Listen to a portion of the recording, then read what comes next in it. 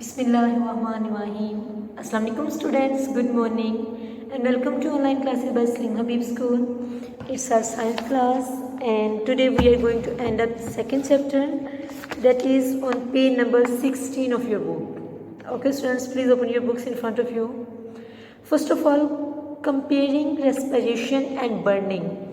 आपके पेज के बिल्कुल टॉप पे एक टेबल बना हुआ है, उसमें रेस्पिरेशन और बर्निंग का क्या है, कंपैरिजन किया गया है।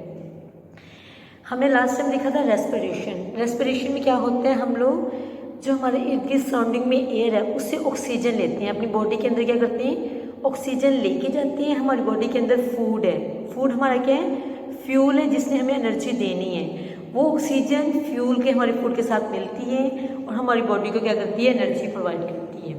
In the same way burning में भी फ्यूल जो होता है, कोयला, बर्निंग का फ्यूल क्या है, कोयला। हमारे ह्यूमन बॉडी का फ्यूल क्या है, फूड हमारा फ्यूल है।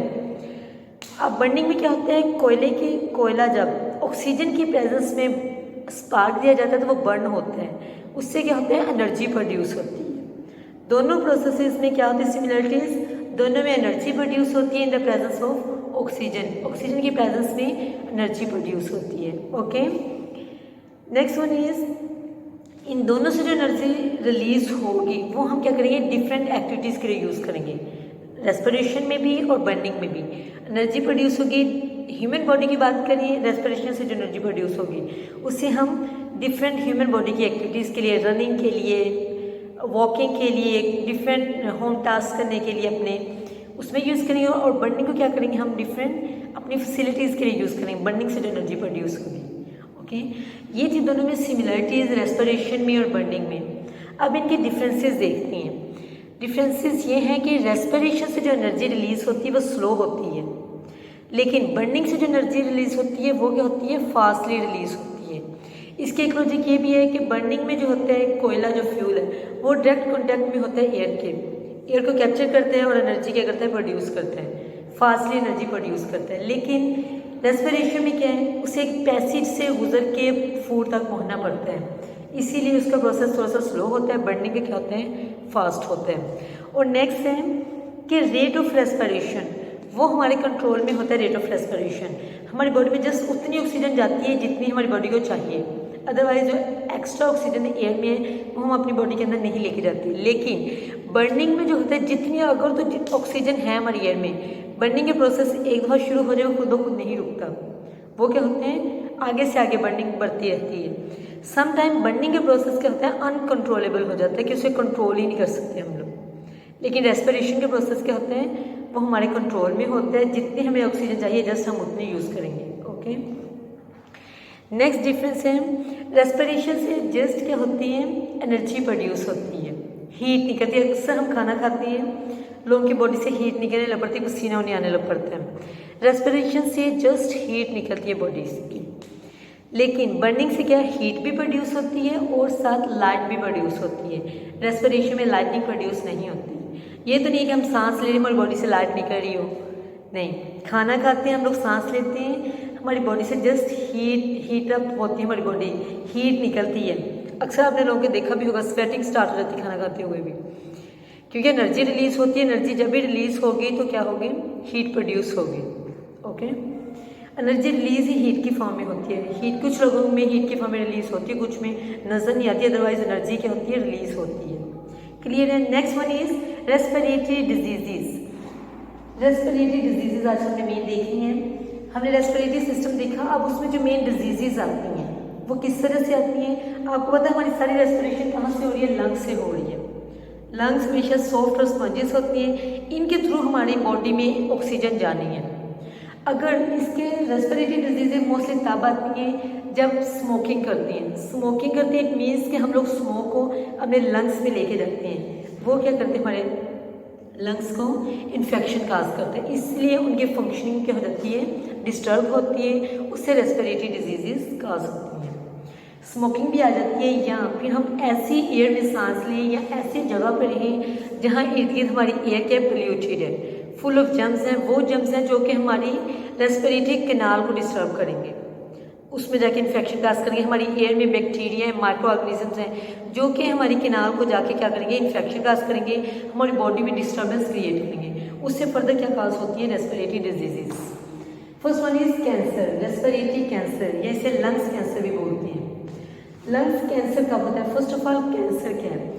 कैंसर तब होता है जब अनकंट्रोल्ड डिवीजन हो। एक सेल है जो नॉर्मल प्रोसेस चल रहा है, एक से दो बने, दो से तीन, तीन से चार, ये क्या है, नॉर्मल प्रोसेस चल रहा है। और सेल्स डिवाइड हो रहे हैं, दो बन रहे हैं, दो डिवाइड हो गए फोर बन रहे हैं, फोर डिवाइड हो गए एट बन रहे हैं। ये सेल्स की क्या है, नॉर्मल डिवीजन है। अगर यही डिवीजन अनकंट्रोल हो जाए, एक सेल से चार सेल्स बनना शुरू हो जाए, चार से क्या आगे 16 बने, 16 से आगे 64, मतलब सेल्स की डिवीजन हमारे कंट्रोल में ना रहे, वो अनकंट्रोल हो जाए, इबनॉर्मली सेल डिवाइड करना शुरू कर दे, उस चीज़ से होता है हमेशा कैंसर का। अगर यही कैंसर हमारे रेस्पिरेटरी सिस्टम में आता तो हम इसे क्या बोलते हैं, लंग्स कैंसर।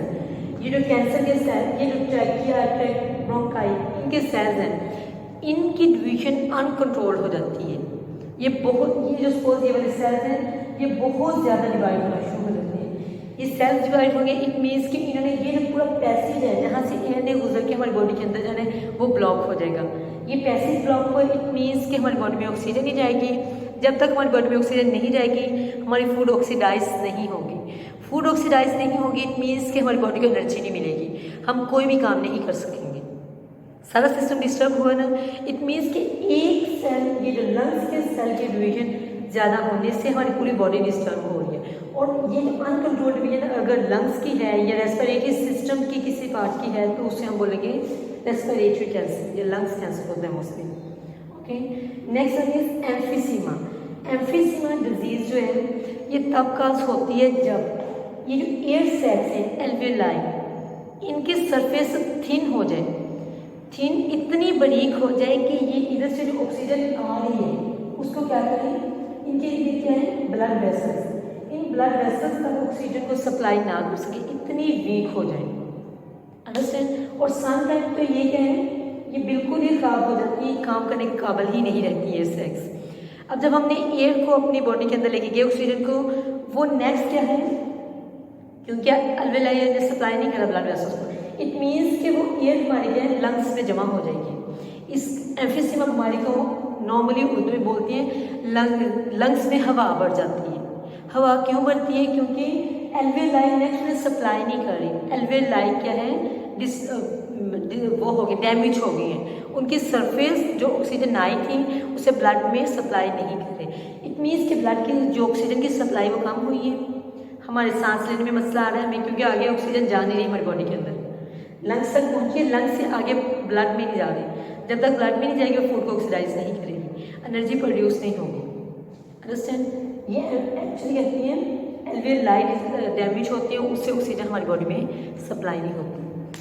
ओके, ये बहुत पेनफुल होता है कि हम लोग सांस लेना, अक्सर देखोगे जिनको सांस का मसला हो वो इतनी मुश्किल से सांस ले रहे होते, वो सांस लेना चाह रहे होते हैं लेकिन ऑक्सीजन नेक्स्ट आगे सप्लाई नहीं हो रही, आगे पहुँच रही ऑक्सीजन लेकिन आगे जाए कहाँ ऑक्सीजन, वो कहते हैं लंग्स में जमा हो जाती है। ये बहुत पेनफुल होते हैं, understand. Next one is bronchitis. Bronchitis होते हैं, ये इन्फ्लेमेशन ऑफ ब्रोंकाई होते हैं। ये देखिए, ये ट्रैकिया रेस्पिरेटरी पैसेज पूरा, ये क्या ब्रोंकाई में डिवाइड हो रहा है। अगर ब्रोंकाई के अंदर इन्फ्लेमेशन हो जाए, जख्म हो जाए, सोजिश हो जाए, तो उससे कौन सी डिजीज काज होती है, ब्रोंकाइटिस। देखिए, अगर आप इस पैसेज में किसी भी जगह डिस्टर्बेंस आए, इट मीन्स कि उसने ऑक्सीजन को क्या करना है, आगे सप्लाई नहीं करना।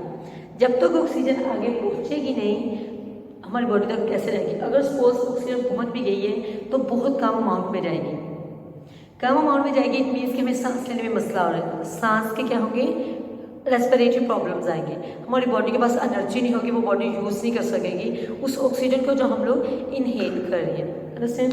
ये ब्रोंकाइटिस वर्ड यूज निकले हैं ब्रोंकाई से, कि ब्रोंकाई की इन्फ्लेमेशन हो जाए, उससे ब्लड की सप्लाई क्या हो जाती है, नेक्स्ट फर्दर रुक जाती है और उससे रेस्पिरेटरी डिजीजेज खास होती हैं। ये डिजीजेज, ये इन्फ्लेमेशन होती क्यों है, सिंपल है। रेस्पिरेटरी डिजीजेज होती तब भी मोस्टली है जब हम स्मोकिंग करें, धुआं अपने अंदर लेके जाए हमारी बॉडी के लिए यूज़फुल नहीं है। और जर्म्स, ऐसी एयर में सांस लें जिसमें जर्म्स हैं। जर्म्स क्या होंगे? बैक्टीरिया, माइक्रो ऑर्गेनिज्म, जो हमारी बॉडी को क्या करें, जो हमारी बॉडी के लिए हार्मफुल हैं। अंडरस्टैंड? अगर हम ऐसी एयर में सांस ले रहे हैं, उसमें बैक्टीरियाज हैं, उसमें माइक्रो ऑर्गेनिजम्स हैं जो हमारी बॉडी के लिए यूज़फुल नहीं है, तो वो नेक्स्ट क्या करेंगे? हमारी बॉडी के लिए हार्मफुल प्रूफ होंगे। अंडरस्टैंड? सांस लेने में प्रॉब्लम होगा, क्योंकि जब उन्होंने ये चीज़ हमारा पैसिव इन्फेक्टेड हो गया हमारा पैसिव, तो हमारी ऑक्सीजन नेक्स्ट पास होगी। ऑक्सीजन क्या होगी? बॉडी का पार्ट नहीं बनेगी। अंडरस्टैंड? इससे जो डिजीज काज होगी इससे होगी bronchitis. Next one is prevention, कि हमें रेस्पिरेटरी डिजीजेज से किस तरह प्रिवेंट करना चाहिए कि चांसेस रेस्पिरेटरी डिजीजेज के कम हों। हमें कौन कौन सी प्रिकॉशंस लेनी चाहिए? First one is physical fitness. अपने आप को अगर तो रेस्पिरेटरी डिजीज से बचना चाह रहे हैं या रेस्पिरेटरी डिजीजेज हैं, तो अपने फिजिकली अपने आप को फिट रखें, कि अपने आप ऐसी डाइट खाएं जिसमें आपके प्रॉपर न्यूट्रिएंट्स हैं। वो डाइट खाएं जो आपको आपके बॉडी के लिए बेनिफिशियल हो, रैदर देन कि आप जंक फूड ले रहे हो, फास्ट फूड ले रहे हो, उनके बॉडी को फ़ायदा नहीं है। ऐसी फूड लेनी है जो जिसमें प्रॉपर न्यूट्रिएंट्स हो, जिनकी आपकी बॉडी को ज़रूरत है। आपने बैलेंस डाइट लेनी है। बैलेंस डाइट का मतलब होता है एक ही तरह की फूड नहीं लेनी, डिफरेंट टाइप्स ऑफ फूड लेनी है। फैट भी लेनी है आपने, प्रोटीन रिच फूड भी लेनी, कार्बोहाइड्रेट्स भी लेने, वाइटामिन भी लेने, सारी क्या है मिक्स अप लेना है फूड का, वैरायटी लेनी है, एक ही टाइप की फूड नहीं लेनी है आपने। ओके, फिजिकल फिटनेस रखनी है मीन्स कि आपने प्रॉपर एक्सरसाइज करनी है। जब हम एक्सरसाइज करते हैं हमें पसीना आता है, क्योंकि पसीना आता है हमारे लंग्स जो है फंक्शनल रहते हैं। जितनी ज़्यादा हम एक्सरसाइज करेंगे हमारे लंग्स को उतनी क्या होगी फंक्शन करने की आदत होगी, उतनी वो क्या करेंगे ऑक्सीजन को सप्लाई करेंगे। जितना वो ऑक्सीजन को सप्लाई करेंगे उतना हमारी बॉडी के लिए क्या होगा बेनिफिशियल होगा। अंडरस्टैंड? बैलेंस डाइट लेनी है आपने, अवॉइड ओवर क्राउडेड प्लेसेस। आपने ऐसे जिनको सांस का मसला है, रेस्पिरेटरी डिजीजेस हैं, उन्होंने ओवर क्राउडेड प्लेसेस से अवॉइड करना है कि जहाँ बहुत ज़्यादा रश हो।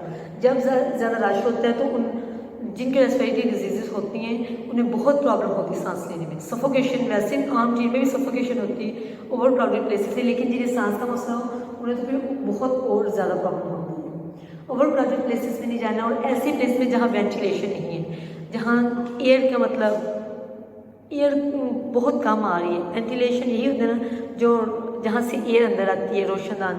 ऐसी प्लेस में जहाँ जो बिल्कुल कंजस्टेड हो, ओवर क्राउडेड हो, वेंटिलेशन बिल्कुल ना हो, ऐसी प्लेसेस से अवॉइड कर लें। ओके, ये तो है जो हम प्रिकॉशंस हम अपनी तरफ से ले सकते हैं। अदरवाइज अगर तो सीवियर रेस्पिरेटरी डिजीजेस हैं, इन्फेक्शन होंगे बॉडी में, माइक्रो ऑर्गेनिजम्स की इन्फेक्शन या किसी भी चीज़ की, तो फिर तो अंडरस्टूड है कि हमें फिजिशियन से कंसल्ट करना चाहिए। जो वो प्रेस्क्राइब करें, हमें सजेस्ट करें मेडिसिन, वो टाइमली लेनी चाहिए। और कुछ प्रिकॉशंस अपनी तरफ से भी करनी चाहिए कि अपनी डाइट को बेहतर करें, प्रॉपर एक्सरसाइज करें, ऐसी प्लेसेस में ना जाएं जो आपके लिए नेक्स्ट हार्मफुल प्रूफ हो। Okay, that's all about today's lecture.